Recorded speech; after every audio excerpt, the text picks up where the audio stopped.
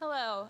Today we want to go over about standards, but also beyond the research and the standard evaluation, also the strategies for how we get to use these standards. Once we get them, once we evaluate them and pick the right thing, how do we get families using them and help the patients and the clients to be the most successful? We will show a variety of products in our PowerPoint here today. We are not affiliated with any manufacturers, so the examples here are just examples of our patients and different things that they've tried and done, and we're not receiving any compensation from anyone. We do have a lot of pictures and videos in here, or not videos, we have pictures in here of a lot of our patients. We have releases to use those pictures, but we ask that you don't reproduce these for use. Like I was introduced, I'm an OT, also have my ATP. I do a lot with patients with cerebral palsy. I also do a lot with kinesiotaping, early intervention age range, visual impairments, communication devices, seating and positioning, and a variety of other assistive technologies. Hello, my name is Doug Nunn. I have 12 years of experience with post-pediatric population. Been doing pediatrics for 5+ years, and fortunate to get to work with Katherine closely through our EI program, and then also do early childhood. Have some experience working in the homes, and we're excited to talk to you guys about the standards.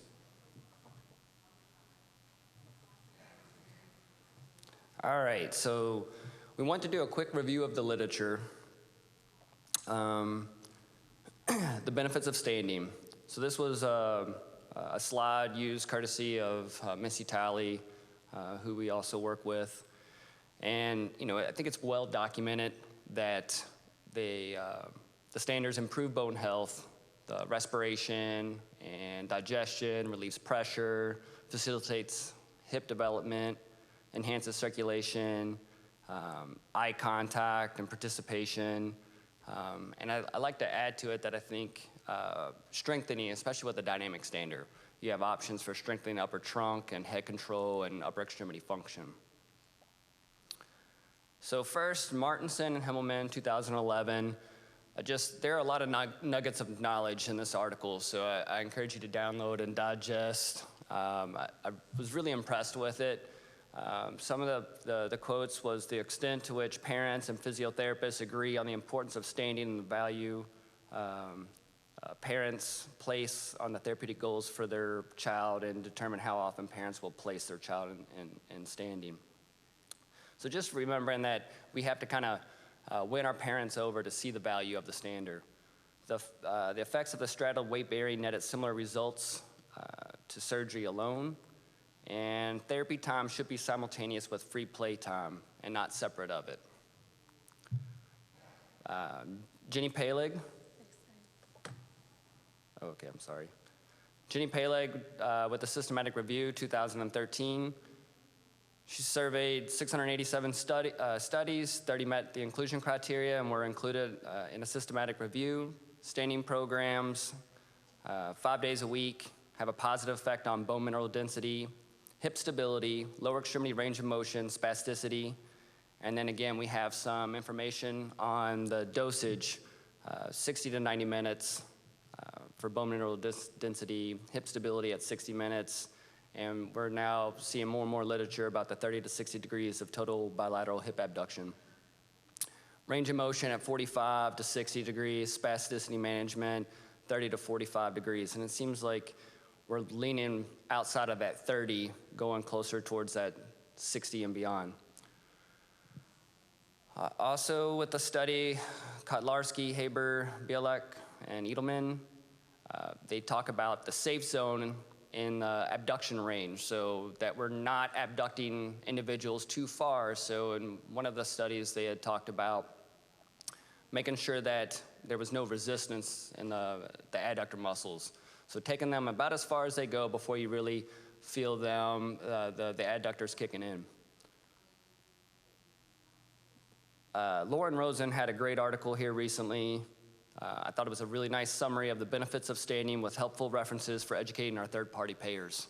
This is an ongoing challenge with funding for the standing equipment. Again, it was a great summary, something to look back on.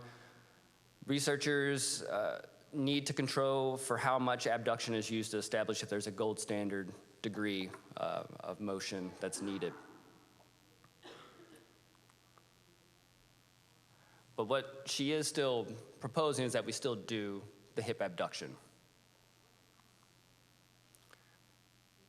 Current research does not strongly support spasticity reduction for lessening hip subluxation. That goes with SDR surgeries and baclofen pumps. They affect spasticity, but not necessarily lessen hip subluxation. Standing has been shown to decrease spasticity in children with CP. One study showed that if a child could take 10 steps unassisted by the age of 30 months, they had no risk of subluxation. So those are little mental markers that I love, that I want to include in this. And it seems like there does seem to be some inconsistency on using standards for individuals with significant hip abduction or dislocations that came out of Lauren's article. Just stating that often physicians will tell families that standing will only hurt them. So I think we still need to look into what we need to do in the case where we already have maybe that dislocation. Are they still able to stand and participate pain-free? Then I think that's maybe the direction we might need to go, but we'll need more evidence. Macias and Merlot, Bager, Califat, Girabent, Fares, and Stuberg. I have two articles that I'm referencing here, but at the age of 5 years, the migration percentage of the comparison group showed asymmetrical hip development with a range between 12% and 47%. That was the control. But children of the standing group were found to be more symmetrical with hip development with a ranging between 13 and 23%. So that seems very significant. Parents reported less scissoring of their children following the use of the standard, and this was encouraging for them. So again, just educating our families, letting them buy into the fact that this is a product that they need. Nobody goes to these equipment evaluations and they're fired up to get into a stander, especially a static stander. They want to see their kids move and walk. Certainly we have good options with dynamic standards that are out there, but if the child's not appropriate, we need to emphasize the value of the standard. The other article had mentioned that although standing devices seem to improve body functions and structure, they also promote participation in upright activities and allowing the child to be at eye level with peers. So the next slide is, how are we implementing all of this? How are we arriving to the recommended, standard? How are we achieving hip abduction? How are we implementing a standing protocol? Sohcahtoa. This was what I had shouted out when we were, we had a presentation with Jenny Peleg, and we were just trying to make sense of what next here with standing and abduction. And that was just this scab of knowledge that I remembered from high school.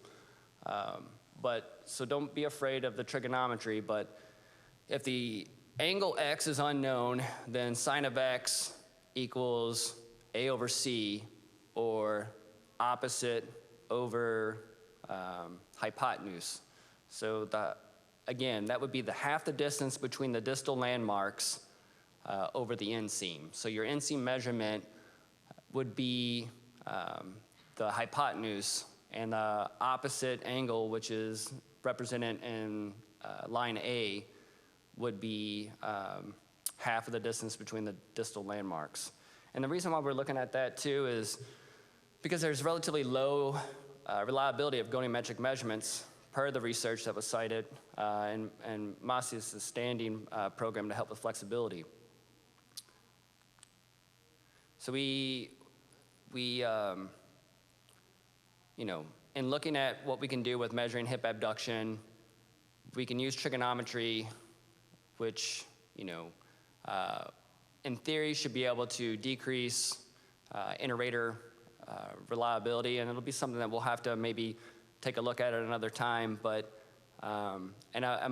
We had only kind of proposed this just based on, there didn't seem like there was a great standard on how we're gonna measure hip abduction in these standards. If the gold standard is to use the fulcrum at an ASIS and do one leg down the central femur and the other at the ASIS, then we're gonna have some trouble when we're doing prone standards. When we have all the positioning straps, we're not gonna be able to feel for those bony landmarks. So this was just maybe an option for thinking about how we could do things a little bit differently.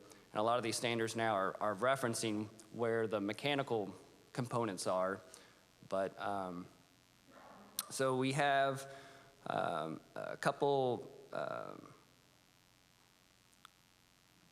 examples. I think the main thing, we hear 60 degrees a lot. So with the 60 degrees, we have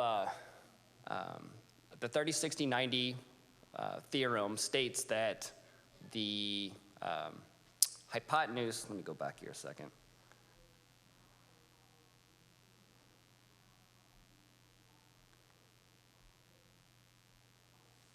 You see it? Yes, when seeking 60 degrees of abduction for children, the 30-60-90 triangle theorem states that the hypotenuse or inseam is twice as long as the opposite side, the distance from distal landmarks to midline. So you could double that. So in theory, then you have the hypotenuse, the inseam would be the distance between the bony landmarks to hit 60 degrees of abduction. And I think the main point on this, bringing it back to function, is when we have the kids in the standard, we want to see where they're at in abduction. We're trying to follow what we're finding in the evidence. How do we get a quick measurement that we can maybe figure out what their angle is? Without working around all the positioning parts, how can we set it up right before they get in it? Just a quick measurement that might be a little bit more reliable, something that we were kind of looking at. Am I using this correct? Okay, so I was trying to show, like, briefly a slide here that gave some estimates for hip abduction degrees that you could look at. So if you were doing the sine and cosine, I'd made a chart that just would correlate with, if the inseam was measured in centimeters versus the distance between the bony landmarks, and in this slide I said the midfoot, but it could be used in seating as well. You could do the inseam to the knee and measure the distance between the knees to help figure out like how much abduction maybe the hips are in. So moving away from that, but just talking about the standing dosage for kids, we have from Sunny Hill, hopefully you all have seen these images, but infants ages 0 to 2, what's being recommended with aiming for a little bit of that hip abduction, using daily to their tolerance, and introducing this at 9 to 10 months of age.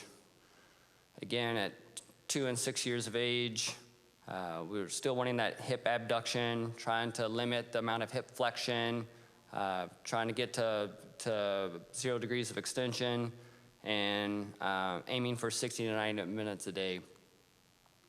Going on with ages 6 to skeletal maturity, and then thinking about function. Yeah. So kind of getting into some of the fun stuff. We have to base everything that we do off the evidence. We want that to guide us for best practice. But when we get out into the field and we're trying to work with a family on trying out standards, selecting a standard, working on how to use it, how to get the right standing protocol, we're following the evidence, but we need to make sure that we're getting the right fit.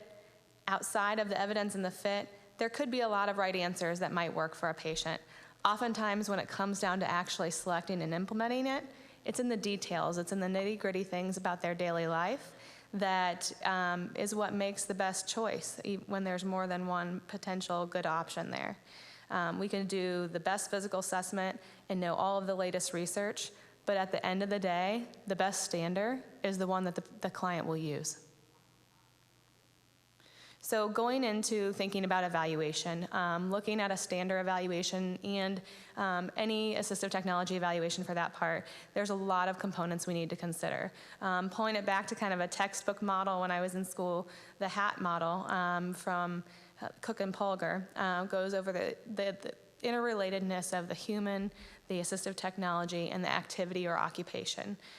This one really speaks to me as an OT because the activity and the occupation, the end application here, I think is something that we look at kind of briefly, but we don't always delve into it in as much depth as I think we need to be really successful with applying these standards. So breaking down that HAT model and kind of combining here in this graphic multiple frameworks. So the human, assistive technology, and activity and occupation, those categories reference back to that HAT model that I just showed you guys. But on top of that, it all happens within the environment. And in each of those categories, I have listed pieces that I'm pulling from, for me, the OT practice framework. Mirrors a lot of components of the ICF. So we're having to look under the human part of physical assessment, body structures and functions, performance skills. In terms of assistive technology, I'm pulling things there from the RESNA position paper on wheelchair provision and the assistive technology standards of practice from RESNA. Activity and occupation, that goes back a lot for me to the practice framework like I was talking about. What activities are we doing? ADLs and IADLs we talk about a lot when we're trying to justify things for insurance with standards and wheelchairs. But thinking about rest and sleep, how will they use it at school and work? What kind of play activities might they want to do? How many of us actually ask a lot about the play activities that a child wants to do in a standard? We want to know ADLs because that helps us justify to insurance, but all of these habits, roles, routines, activities are really crucial for us to make sure that we can integrate the standard. So thinking about taking in that background and that needs assessment. What's the reason for the referral? What is the outcome? So what is the patient coming in there and what's their goal? That's the first question I ask. So what brings you here today and why is this important to you? What are their primary problems? The responses here give you an idea of, are they coming because the doctor told them to, that they need to have a standard? Are there certain functional goals? Are there major concerns there? So what is their goal and how invested are they?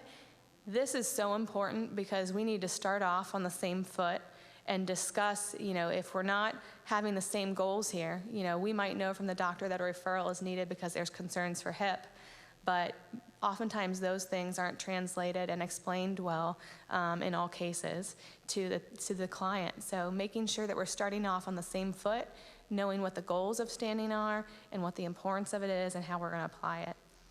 Treatment strategies that they've previously used or equipment that they've previously used and what the outcomes were of that. And then of course all of the medical status and history. Talking about the environment and context is huge. Like I have up here, if you ask the right questions, you'll get the right answers. I think in an equipment evaluation, beyond the physical assessment, we need to be excellent interviewers. We need to know how to pull the information out that we really need to get, not just for our documentation, but for application of the standard. So who's going to be getting the client in and out of the standard? Who is that patient going to want to interact with when they're in the standard? Is this going to be used at school and they're going to need to interact at peer level? Are they interacting with mostly adults? Are they interacting at home? Where is this, like I said, is it something that they want to go outside? I have a lot of families that have great success integrating their standards and activities outside, especially now that it's spring and we're going to start to get warmer here. It's a motivating environment for them to be at peer level. Talking about routines. If we don't know the routines and the demands on a client and their family and caregiver's time, how are we going to help them find a standard that they can tolerate and that they can tolerate for the recommended amount of time and the recommended dosage? So if there are a lot of demands on the standard or on the time, maybe it's especially important to make sure it's very quick and easy to get into. Maybe we need to know, okay, there are certain times of the day that this is going to work really well. Maybe those times are after dinner when everybody goes for walks, so I'm going to need to pick something that has a pretty decent caster. Lots of important information here. What equipment is currently being used? What works and does not work? What do they like? What do they want to do? How are they going to be transferred into the stander? How user-friendly is it to get in and out and for the caregiver to use?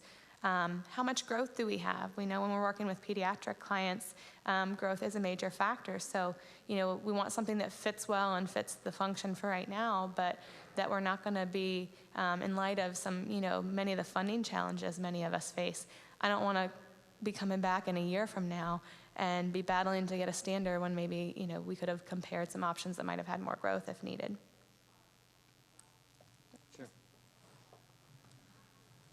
So we encourage multiple trials at our center. We're fortunate to have many different options, and we like to see the children have that option to look at a prone stander, look at a supine stander, if multi-stander is something that is what they need. But in doing the stander evaluation, just looking at their anatomical alignment, their postural control, just doing the regular mat assessment. We want to know their skin integrity needs, their strength, the range of motion, the tone. We have the responsibility to determine the size products that are needed in a, how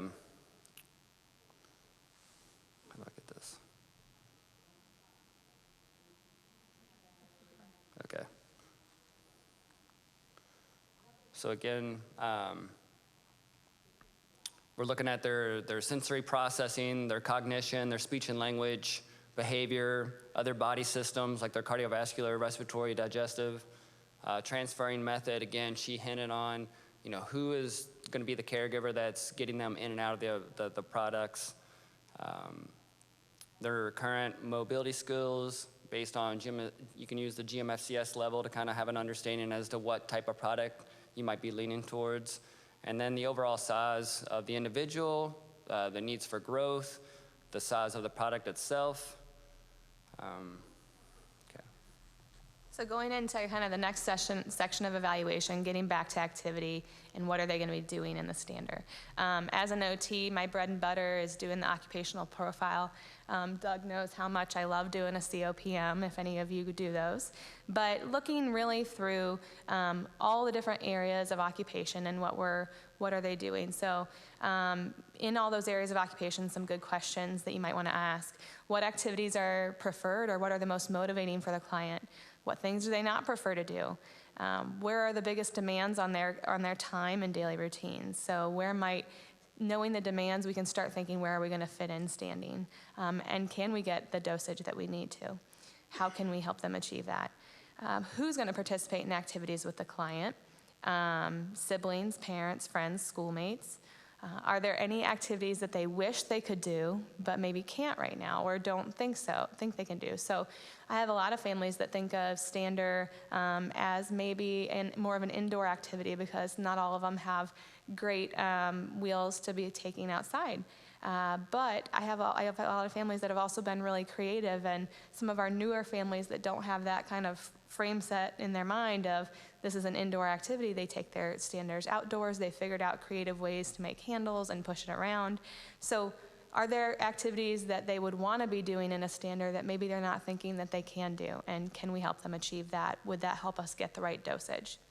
Preferred environments, past equipment needs.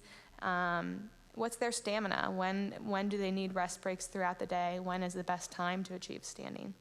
So all those things help us get a lot of information about how to do, how to get a good occupational profile. When we get into making the stander selection, we are looking at kind of a summary of all these things we've gained through our evaluation of the physical assessment, the intake, from the referral, the occupational profile. What's their age and size? What goals did we identify of the standing program? What positioning supports through our mat assessment have we determined that they feel like they need? Based on size, what's the growth and what are anticipated needs? How easy are these different items that we're going to compare to use for the family and the caregivers?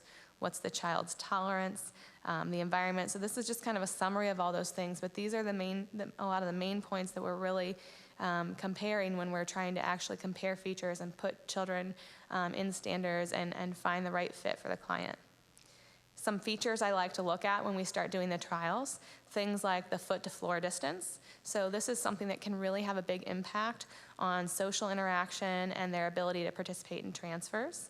If it's really high up off the ground, but maybe there's a similar frame that's lower to the ground, and we know that this is going to be important because they have multiple siblings at home that they're wanting to interact with, or this is something that's going to be used at school. That might be a really important feature to compare when you're looking at the standard. The frame size, how close can they get to the activities they want to do? If they love to get up to the table and do an activity with peers, is this something that can get to that height? Can you get up to that water table that they want to play at? Can you get?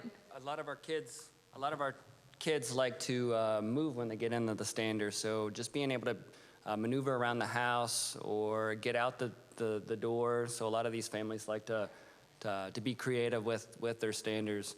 Again, with the foot to floor distance, I think really helps with a lot of our kids have that might be in that multi-standard or the supine standard. They have poor head control, and just trying to have that motivator that's up there. They want to look up there at mom and dad. They want to participate. They want to interact with their peers. So that's something that I feel really that is very important. And I think with the frame size and the distance and everything too, so like I was saying, toys, water table, that dollhouse that they want to play at, that would be a great standing activity, but can they get close enough to actually reach it in light of the size of the frame? So those kind of things and knowing the activities can help us pick the standard that's going to allow them best to do the activities that they want to do. And if they're doing motivating activities, people are going to want to stand. The tray, the size, and whether it's removable is another thing that we want to look at. So for me in particular, I do a lot of work with patients with visual impairments and cortical visual impairment. Sometimes an opaque tray might be nice so that we're not seeing all the reflectiveness and the clutter and the movement underneath from different things. So is it angle adjustable? Does that help for vision? So those are for things for me with our population having a lot of visual impairments. I like to know how much adjustment I have in the tray and what the tray looks like.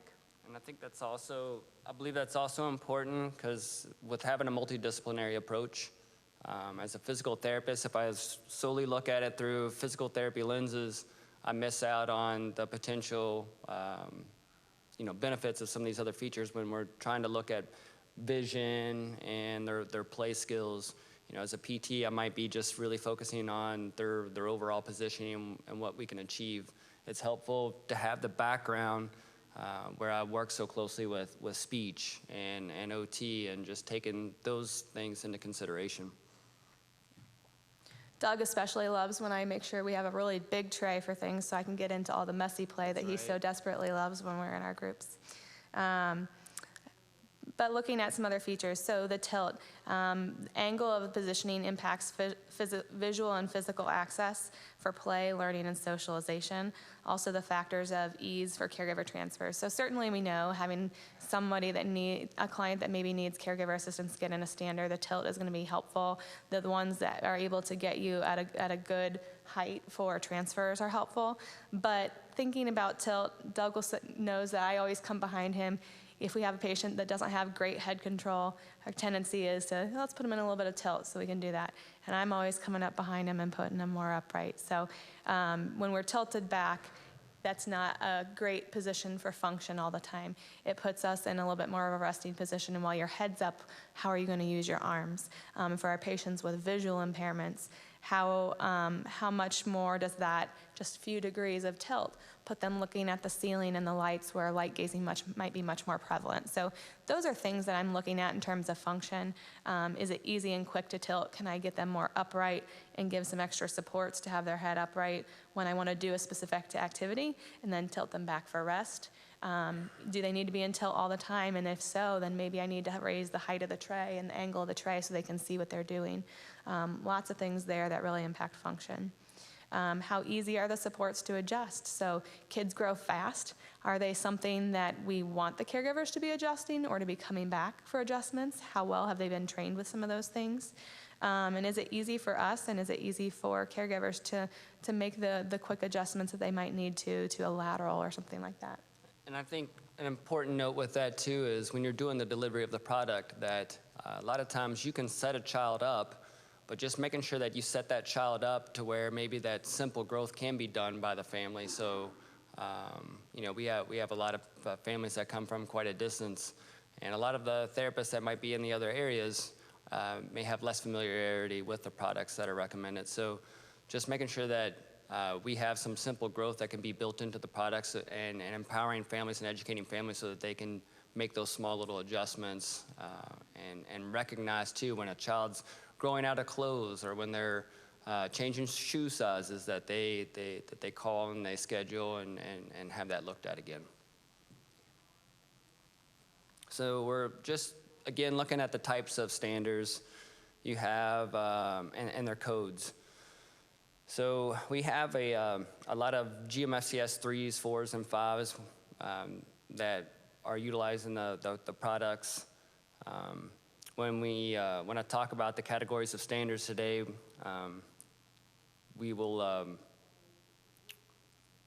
we'll be discussing it in terms of like their positioning supports, supine or prone, but this is not how the equipment is billed. So we have the EO638 static single position, which is standing frame table system, one position, upright, supine or prone stander, any size including pediatric with or without wheels. We've listed some examples, not always or not necessarily exclusive of other products that are out there, but these are great because they have just a small footprint design, can be easy to set a child up, but generally they offer a few positioning supports. The Zing supine standard there is offering a hip abduction, and recently too, the R82 Meerkat seems to have a place in the market with the dynamic component that it offers. We've seen some children that respond to all of these different standards. Again, with position a child in prone, this might be something that is easier to do with a smaller child, but can become more labor intensive for the caregiver, which is oftentimes what we might be looking at a multi-stander. But the benefits of a static single position stander is the small size. They're a great option for gaining endurance with head and trunk control. Most standers position children close to the floor level to interact with their environment and their peers. There's less support, so there's more freedom for reaching and play, so it's less restrictive. And I know a colleague that had shared this picture with us. If you follow online on Instagram, Willow's CP Journey, they have lots of great pictures and lots of examples of how she uses her stander and activities to do in the stander, in addition to other equipment, I believe, as well. But had some really great pictures and examples there.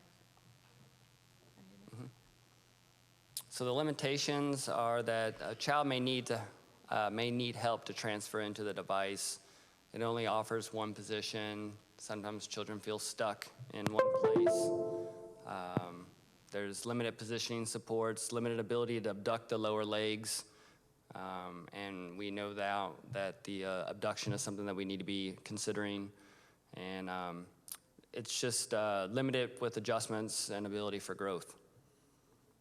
So the EO637, the sit-to-stand, is a combination sit-to-stand frame table system, any size, including pediatric, with seat lift feature, with or without wheels. Again, we have some examples, the Easy Stand products, Prime Kid Stand, and Prime Symmetry Youth.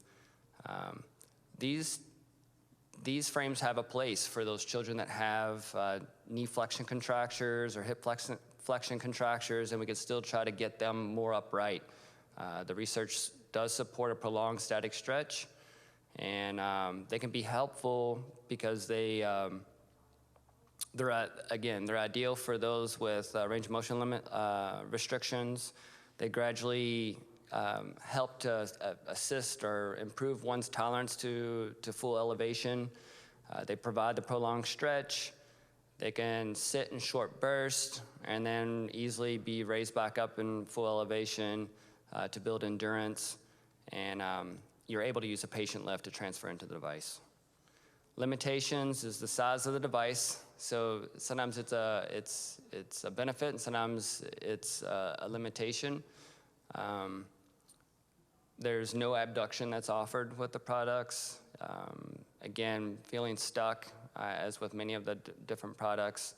And then some devices position children high off the ground and have large frames, which leads to limited interaction with peers. So we go to the multi-positional EO641, and it's a standing frame, table system, multi-position, three-way stander, any size, including pediatric with or without wheels. We do like this, especially when we're trying to make recommendations to get our kids up at 10 months of age. It's hard to project where these children are going to be, and I know that we're getting closer to tests and measures that might help predict outcomes for some families or for some children. But as said before, I think you might have an easier time getting a child into a prone position early on, but as they get bigger and larger for the caregiver, need to switch that over to supine. Or you could have the case where the child is more dependent and using supine and making some progression in their ability to require less supports and transition to a prone. So again, I've kind of stated already the benefits. There is the ease with transfers, many positioning options, so a child would be less stuck. You could essentially train families so that they can make those adjustments, so it could be activity specific. And then many of these devices are now supporting 60 degrees of hip abduction, at least as measured mechanically. And then the limitations with all of our standards, our size, it's always intimidating for families. I love getting kids before the age of 2, and I can introduce a standard to them, but it gets much more challenging when they follow up for that next tier standard. The multi-positions still also can be stuck in one place. It lacks the dynamic component. This is where a lot of our families have gotten creative and made adaptations so that the child can move about. Devices often position children high off the ground. So again, there are some products out there that I think do a good job maintaining a low foot to floor height. And there's going to be reasons why you'd still maybe go with that higher elevated position for a child. Maybe that they're strictly around adults. Maybe it has to do with the amount of growth that is available. And so we're moving on to the dynamic standards, which is a favorite, but it's a small percentage of kids that I can get into the dynamic standards typically. Two great products are the Rabbit and the Riften dynamic standard. And the benefits are just that they're, again, like the static standard, is a smaller size, allows easier transferring. You have use in different areas, can enable a kid to go outdoors and are in the community to interact with peers. There's less supports and straps. It's a faster, quicker setup, transfer. Independent mobility often increases tolerance to standing. Positioning at peer level leads to increased interaction with the environment. Practice with wheeled mobility, strengthening of upper extremities, trunk, and head control. And I'll tell families a lot that when they're wanting to see their child have more success with crawling, that we can enable some strengthening just through wheeled propulsion. And again, as stated with that multidisciplinary approach, just for children that have behaviors or have limitations with communication, I often tell families that just, pulling on the wheel a quarter of a turn can convey a lot, whether it's forward or backwards. If I turn my back, I'm conveying again that I'm through with this, or I want to engage you. So. One of Doug's favorite activities when we have our little groups is he'll get kids when we have kids standing at circle time. He loves it when they decide to pull on the wheels to pull away from the story that our speech therapist is working on. He always likes to point out how much they're communicating to her right then. But I'm dressed in a suit today, and this is this is not me as a person. So it's I am passionate about the equipment. I'm passionate with EI and early childhood, and really try to model for families just that element of play and how, and this goes with all equipment, how empowering the equipment is. They're usually coming in, heads down, and not feeling like their child can do anything. I love getting that parent and knowing, because I've already assessed this kid as soon as they walked into the door, that this is a dynamic standard kind of kid, and I can put them in there, and within minutes they start moving around the treatment room. And it's so rewarding for those families to just see that level of independence, and that just fuels their cognitive development. If they know what's on the other side of the door, because now you've enabled that, it's key for these children. So limitations, though, with the dynamic standards, that the child may still need help transferring into the device. There's limited positioning supports. There's limited abduction. Wheels can get in the way of getting close to surfaces, but fortunately, most of the time they will remove. And then funding can be challenging to prove medical necessity for dynamic option. They just don't like the wheels for some reason. But we need to continue to fight for that and give our kids the access. So moving on to some of the fun part of using the standards. Looking at an article from Iona Novak and Barry, I thought this was a really great one about how do you develop a successful home program? How do you get families and clients on board to actually carry it out? And I think one thing that we have to think about with the evaluation is our evaluation is not just about doing the physical assessment, doing that feature comparison, matching the standard to them. That's just the beginning. It is our duty to not just turn over this standard to them and make sure they have a good fit. Oh, you look great, and out the door. We need to make sure that they know what the goals are, that we're collaborating with the family. They know their child the best, and they know their home the best, and they know what will work the best. And with us kind of marrying along with that, our knowledge of the equipment and our knowledge of the goals and the physical component, we really need to collaborate in order to help them come up with a home program that's realistic and that they can do.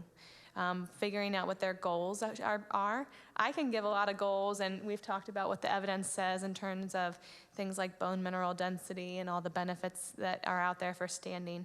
But is improving bone mineral density going to be a really, really motivating goal for that family? The most motivating goals that I hear are, yes, some of the physical component and the benefits of standing, but what can they do in a stander? How could this affect their long-term outcome? I think making sure that we're on the same page with goals, and the goals are not mine clinically, but that the goals are driven by the family, because if they make the goal, they're going to want to achieve it. If I give them a goal, I'm not sure how invested they are. So it's a shared process there. The evidence-based intervention, in this case standing, needs to match with the family's goals, and the activities should match the child's preferences and the unique family routine. Regularly checking in with the family after the standard is delivered, helping to identify areas that maybe are challenging, opportunities for improvement, making adjustments. What can we do to make sure that beyond that first delivery session and the fit, that this standard is working well in everyday life, that they can function in it? And then reviewing at those regular check-ins the outcomes. and helping to show them, okay, at our first assessment, we noticed this with your spasticity, or we noticed this with your range of motion, or head control. Are there different markers in your physical assessment? Could you do a COPM and talk about the objectives that they've gained in terms of function or socialization or doing things at peer level? So in terms of the goals that we're doing, how are they making progress towards those identified goals? And making sure to point that out so that they can realize where there's maybe room to keep working and where we've had successes. Some strategies and just kind of tips, I think incorporating the standard into a routine that already happens is really important. I know I have two little ones. I have a 4-year-old and a 20-month-old, so my house is busy. But if I get, a bunch of paperwork, at pickup from daycare, or, we have this tomorrow, and then, oh, by the way, there's picture day, and there's this, and there's that, and I haven't done laundry. People don't have a lot of time in the evenings, especially for some of these parents that might have multiple medical appointments to go to. They might have, multiple other demands on their family. We know that we feel like we have a lot going on, but parents and families with our clients that have special needs, they've got a lot of extra demands. So we don't need to add extra homework to their daily routine. We need to think about, instead of giving them home program and saying, here you go, I want you to stand 2 hours a day. When the heck am I going to find 2 hours in a busy day already? We need to help them find what they are already doing that we could just tweak. We could just change it and say, instead of when you're cooking dinner, the child being in this position, maybe while you're cooking dinner every night, because that's something that happens every night, that's a time for the stander. I have a child that in our group, their mom says, well, they do really well. We know the tube feeds happen a certain number of times during the day, and they take a certain amount of time, and that's when we do our standing. They tolerate their feeds really well because of the position, and they know that they get a certain amount of time because their routine that they've established is just they're in the standard for the tube feed. Another thing to think about, finding a standing buddy.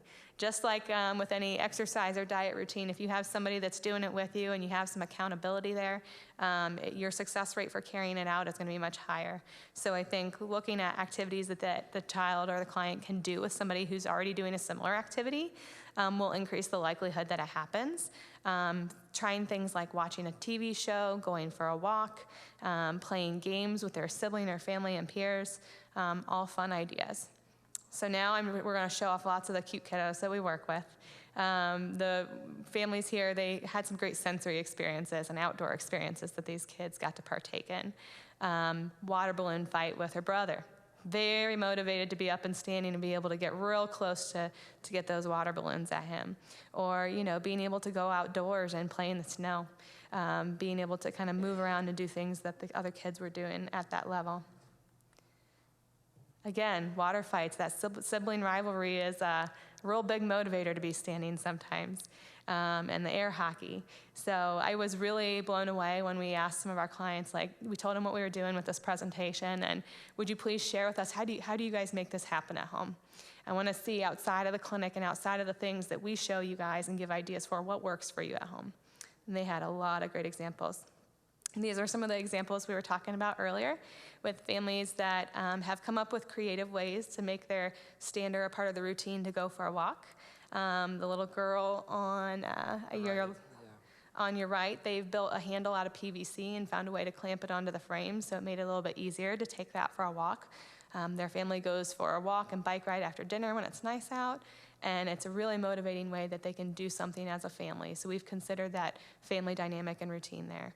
And then the other picture, this little girl, her brother, figured out some places he could tie a rope on, and man, he could really pull his sister and they could get going and have some fun. Here's another example.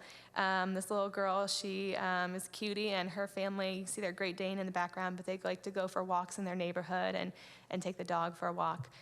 She had some trouble initially building tolerance to being in a stander, and it was great that she got her stander at a time that it was really nice out, because she knew that routine, and she knew that there was an expectation of a certain amount of time that they do that, and it was really motivating for her. So while she didn't want to be in the stander at all inside the house, they gradually built that tolerance by doing outdoor activities, and now she's doing a really great job tolerating it, and they do a great job of carrying that over. Here's an example, eating, something that happens every day, a routine that happens every day, frequently.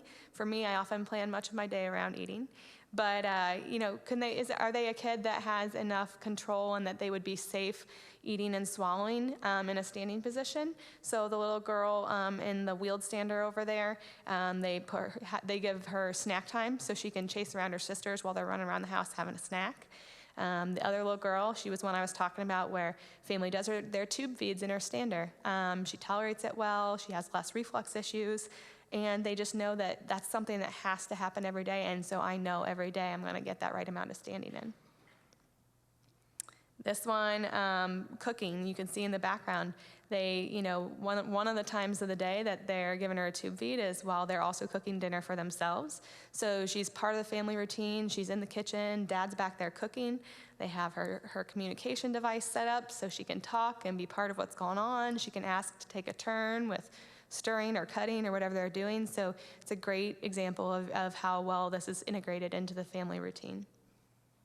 And I think, so one story they shared with Doug, you can go ahead. Oh, just with the next slide here.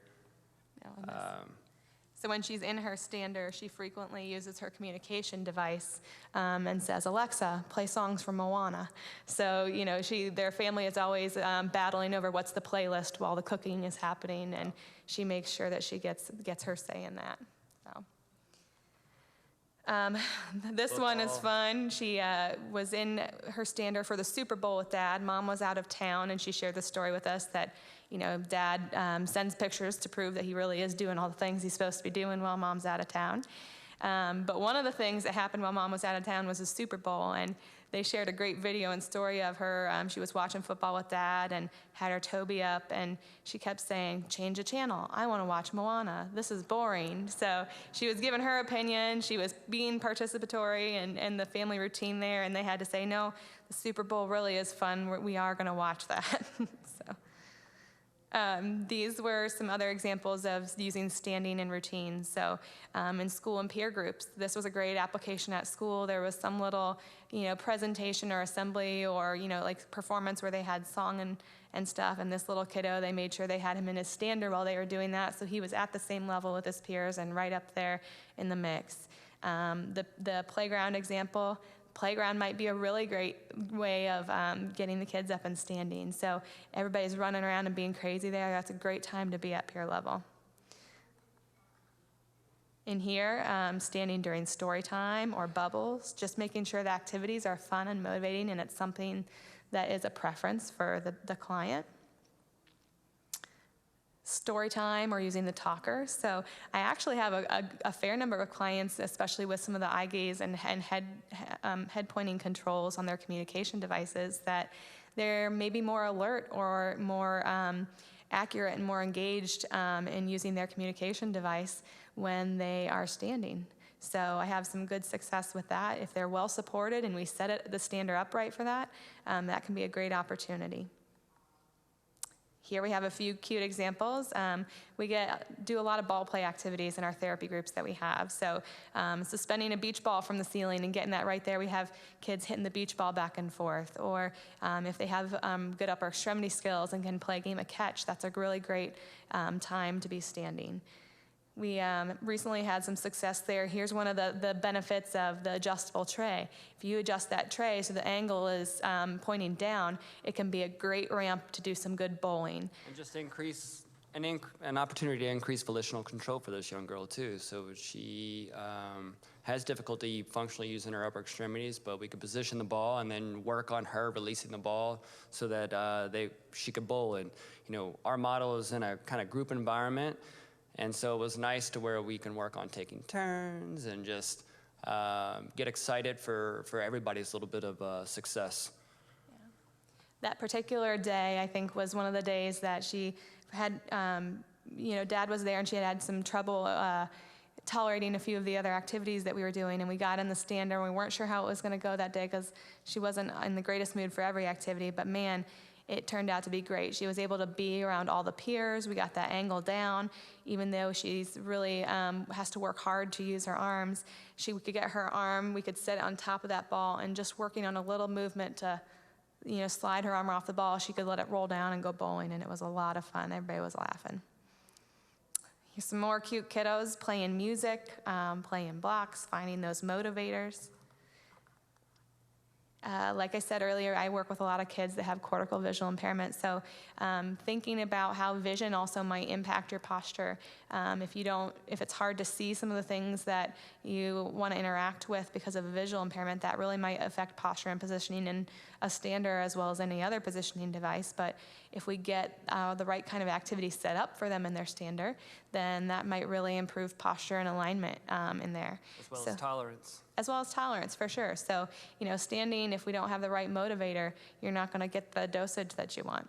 So with this mom found that's really great. It's just commercial O-ball activity arc that you think about for really little kids, but this worked great to clip it onto the tray, and then we could hang some other toys that were more at eye level where visually she functions the best.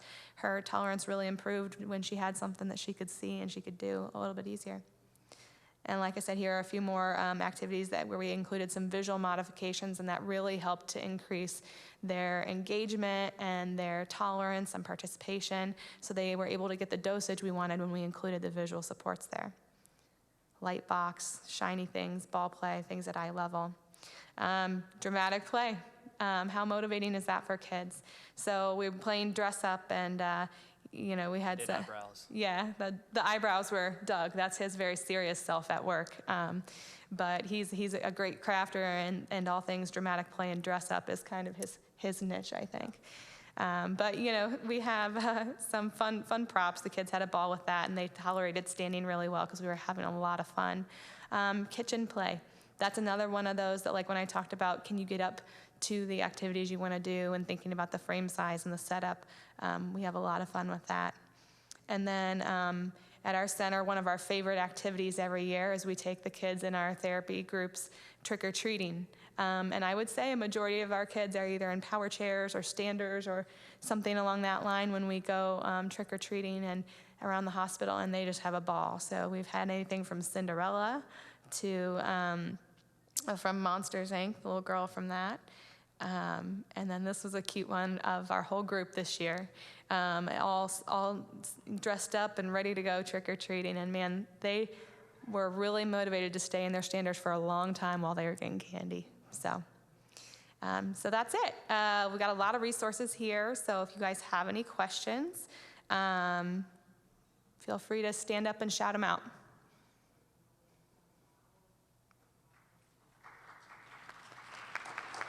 Thank you.